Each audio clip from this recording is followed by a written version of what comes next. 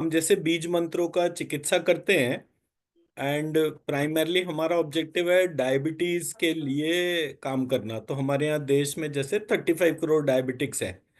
अब हम्म। ये 35 करोड़ डायबिटिक्स जो हैं, ये जब फैमिली वे में जाते हैं तो इनके बच्चों के अंदर भी वो डायबिटीज के जो हैं वो जीनेटिक ट्रेट्स जो हैं वो जाने शुरू होते हैं। तो diabetes, blood pressure, thyroid, hypertension ऐसे करके फैलता है। अब अगर कोई लेडी अगर प्रेग्नेंट है तो उसको डायबिटिक होने की वजह से जो है उसके बच्चे के भी हेल्थ पर फर्क आता है। तो हमने ये देखा कि एक हमारा ट्रेडिशनल विजडम था जिसमें कि हम तानसेन के टाइम पर ये सुनते थे कि क्लासिकल वोकल म्यूजिक से वो बारिश तक करा देते थे, राग मलार जब गाते थे। तो मेरे पास कुछ बुक्स एंड मटेरियल आया जिसमें कि पर्टिकुलर कुछ राग में म्यूजिक को गाने से जो है वो diabetes, blood pressure, thyroid, hypertension वो रिवर्स होना शुरू हो जाता है। एंड जी। ये प्रक्रिया में जब मैंने अपना रिसर्च करा तो वो जो म्यूजिक के नोट्स हमें सारे गामा पधा निसा करके पढ़ाए जाते हैं, वो एक्चुअली श्रा ये व म त द री और श्रा, ये था उसका जो बेस था, जो मेरा रिसर्च मॉडल ने मुझे बताया। और उसको प्रक्रिया को करने से जो इनर सिस्टम जो है वो बहुत स्पॉन्टेनियसली ग्रो करना शुरू हो जाता है। और ये प्रोसेस ऐसा है कि स्कूल में बच्चों को एक एक इंस्ट्रक्टर को डेवलप करके, मतलब हिंदुस्तान में देर आर अप्रोक्सीमेटली 27,000 स्कूल्स। तो अगर हमें हर स्कूल के अंदर बच्चों को डिजीज फ्री बनाना है, उनको मेंटली स्ट्रांग बनाना है, तो हम ये बीज मंत्र म्यूजिक को एक पूरे प्रोसेस में एक सीक्वेंशियल लर्निंग के तौर पर डाल रहे हैं। तो हम पिछले साल से, मतलब मैं और आप पिछले साल में कनेक्ट हुए थे और हमने अपने प्रोग्राम्स भी साथ साथ करे थे संगीत प्रवाह वर्ल्ड के। तो मेरे को जी। रियलाइज हुआ कि हम लोग जो है उसको आगे उस लेवल पर स्केल अप ही नहीं कर पाए जिस लेवल पर हम बात करते रहे। तो तो मेरे पास जो है जैसे संगीत रत्नाकर, संगीत प्रभाकर, ऐसे करके काफी सारे मैंने पुरानी पुरानी बुक्स निकाले और उसके हम्म। म्यूजिक के नोट्स और उसको आइडेंटिफाई करा, और स को श्र से, रे को य से, ऐसे करके उसको रिप्लेस करके मैं अपने पूरे म्यूजिक के नोट्स बना रहा हूँ। और वो मैं नोट्स आपको शेयर करता रहूंगा। एंड रोज के रोज हम इस क्लास को फॉलो करते करते, सो दैट जितने भी लोग हैं जो कि इस ट्रेडिशनल विजडम प्रैक्टिस के लिए अपना टाइम और कोई भी एस्पेक्ट ऑफ प्रैक्टिस को डेवलप करना चाहते हैं, तो उनको इस प्रैक्टिस को कराने से नॉट ओनली उनकी हेल्थ अच्छी होगी, प्लस वो दूसरे बच्चों को, दूसरे लोगों को भी हेल्प कर सकते हैं। Because diabetes, blood pressure, thyroid, hypertension में एक व्यक्ति को पूरी लाइफ मेडिसिन खानी है। तो हम मेडिकल डोमेन को चैलेंज ना करके हम एक म्यूजिक के प्रोसेस को ही क्रिएट कर देते हैं जो हमारा ट्रेडिशनल विजडम प्रैक्टिस है। So that's the objective behind the approach. और बड़ा होलिस्टिक सा है, बिकॉज वर्ल्ड वाइड जो है म्यूजिक एज थेरेपी जो है, it is a very big revolution in itself. But लोगों को ये नहीं पता कि वो music is to be used as a therapy. इसमें वेस्टर्न म्यूजिक में और ईस्टर्न म्यूजिक में बहुत बड़ा फर्क है। आप अगर देखेंगे तो मैंने कुछ राग की लिस्ट आपको शेयर करी है व्हाट्सएप पर, जिसमें कि उस राग के साथ वो कौन कौन सी बीमारियों से उसका संबंध है वो भी लिखा हुआ है। और ये हमारे यहाँ ट्रेडिशनली पुरानी जो किताबें थी उनके अंदर दे रखा था कि इस राग को इस जगह लेकर जाते हैं तो उसका उसमें फर्क आता है। तो ये एक बेसिक ऑब्जेक्टिव था जिसको कि हम इसमें टेकअप कर रहे हैं।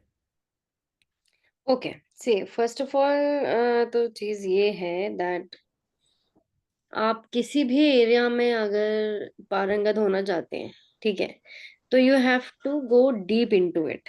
हम्म। ठीक है।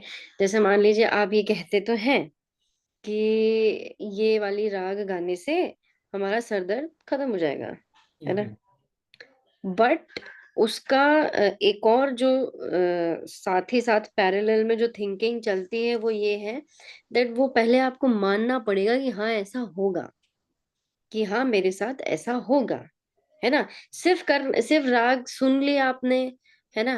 और क्या बोलते हैं, आप 10 मिनट बाद बोलो यार मेरा सर दर्द तो गया ही नहीं।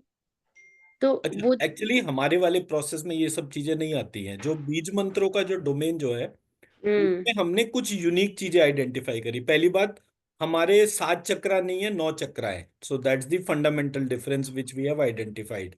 तो हमारे 9 चक्र हैं, हमारी 9 वास्तु डायरेक्शन है, हमारे 9 एस्ट्रोलॉजी के नवग्रह कहलाते हैं। इस प्रकार से हमारा 9 बाई 9 एक मैट्रिक्स चलता है।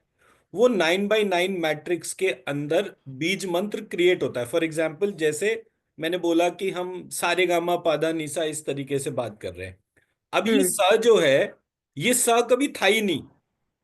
ये हिंदुस्तानी या कार्नेटिक म्यूजिक के अंदर भी कभी स नहीं था। ये हम्म। हमेशा षडज था। षडज हम्म। मतलब षटकोण के ष से शुरू होने वाला। तो जब हमने उस प्रोसेस को लेकर चला तो हमने देखा कि ये षडज का जो श जो है, ये र के साथ में कनेक्टेड था। ये मेरा पहला म्यूजिक का नोट था जिसमें 6 एस्पेक्ट थे। और षडज में, षडज इटसेल्फ इज 6। तो ये जो प्रक्रियाओं के अंदर दूसरा पार्ट था वो ऋषभ था। तो ऋषभ जो है वो ऋषि वाले री से बनता था, और संस्कृत के अल्फाबेटिकल सिस्टम में जो है वो र के तौर पर ही वो जाता था। तो हमारे यहाँ जो ट्रेडिशनल सिस्टम की जो प्रैक्टिस थी और जो तरीके से हमारे यहाँ इंफॉर्मेशन दी गई, तो उसमें बड़ी एम्बिगिटीज थी कि भाई ये श को स क्यों करा गया। तो मेरे पास तो इसका आंसर है। कोई भी म्यूजिक की डोमेन का व्यक्ति इस बात को आंसर नहीं कर पाएगा। मैंने जो संस्कृत के बेसिक पार्ट में काम करा था, हम्म। मैं उससे इस बात को आंसर कर सकता हूं कि ये षडज स कैसे बन गया। और किसी डोमेन में जाने के बाद ये वाले आंसर नहीं मिलते। मैं मेरी बात समझा पा रहा हूँ नहीं?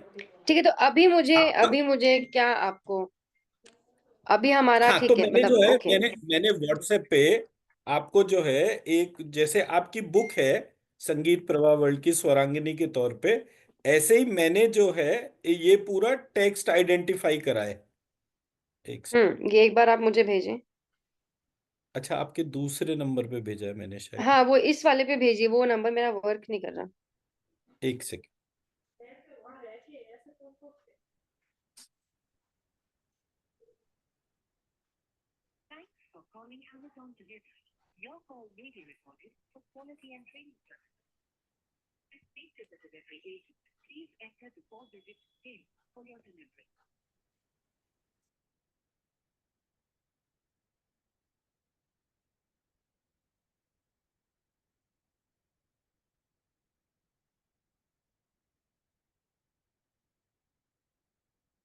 ये मैंने आपको व्हाट्सएप करा है। आगे आपको नहीं आया?